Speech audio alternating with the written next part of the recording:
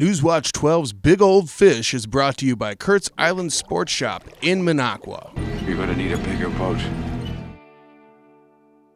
Well, as the seasons change and you get older, you start thinking about things like maybe your path in life and maybe what's next. And, next thing I think I'm going to do is a sports-themed sushi bar.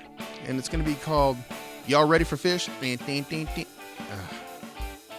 You know what? I'm more than sorry about that, folks. Let's go on with this week's Big Old Fish, and we start off this week with Cooper, who was 4 years old at the time when he caught this beautiful 10.5-inch crappie off his grandpa's pier on Town Line Lake in Three Lakes using a crappie jig.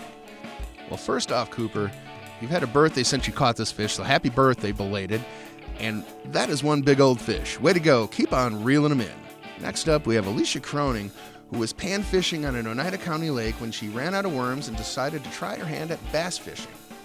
Well, it didn't take long before she was hooked. In fact, all it took was fighting and landing this beautiful 14-inch smallie. I'll tell you what, 14 inches, smallmouth. Yep, you guessed it. That is one big old fish, Alicia. Way to go. Keep on reeling them in. And finally on this week's Big Old Fish, Cassandra Flynn caught this beautiful 15.5-inch smallmouth back on July 29th around 8:45 in the evening on Crystal Lake in Pickerel.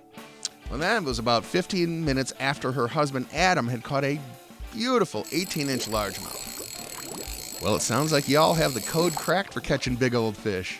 Way to go, you guys. Keep on reeling them in.